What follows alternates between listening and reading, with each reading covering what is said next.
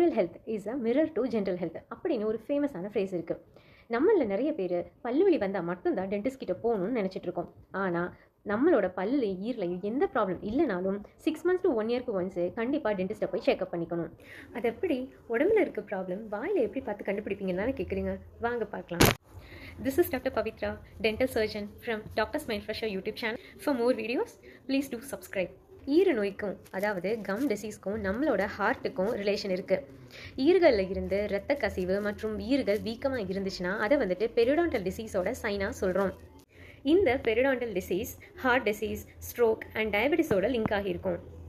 உங்களோட இன்ஃபெக்ட் ஆன ஈறுகளின் வழியாக பாக்டீரியா ரத்தத்தில் நுழைஞ்சு ஹார்ட்டுக்கு போயிடும். அதனால தான் your mouth is a window to your heart அப்படின்னு சொல்கிறாங்க.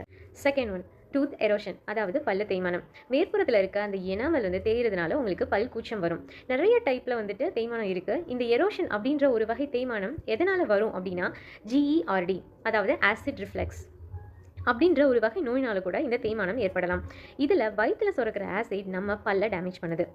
அதே மாதிரி புலிமியா, ஃப்ரீக்வெண்ட்டாக வாமிட்டிங் எடுப்பாங்க இந்த கண்டிஷனில் இருக்கவங்க, அதனால் பல் தேய்மானம் வரும். இந்த மாதிரி பல் தேய்மானம் செரிமான பிரச்சனைகளை முன்னாடியே காட்டுது. தேர்டு ஒன், வாய் வறட்சி, ட்ரை மவுத். இது யார் யாருக்கெல்லாம் வரும் அப்படின்னா நீரிழிவு நோய், அதாவது டயபெட்டிஸ் இருக்கவங்களுக்கும், பிளட் ப்ரெஷர் பிரச்சனை இருக்கவங்களுக்கும், டிப்ரெஷன் இருக்கவங்களுக்கும், அலர்ஜி மெடிசன்ஸ் எடுத்துக்கிறவங்களுக்கும் வரும். நம்மளோட எச்சில் தான் நம்மளோட பற்களை சொத்தையிலேருந்து பாதுகாக்குது. இந்த மாதிரி வாய் வறட்சி இருக்கவங்களுக்கு எச்சில் சுரக்கிறது கம்மியாக இருக்கிறதுனால நிறைய சொத்தப்பல் இருக்கும். இதை வச்சு நீங்கள் கண்டுபிடிக்கலாம்.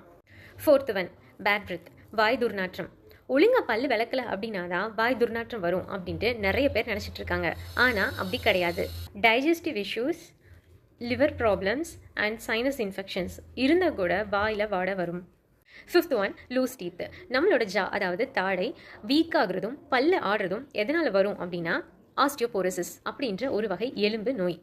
இது யாருக்கு அதிகமாக வரும் அப்படின்னா மெனோபாஸ், மாதவிடாய் என்ற பெண்களுக்கு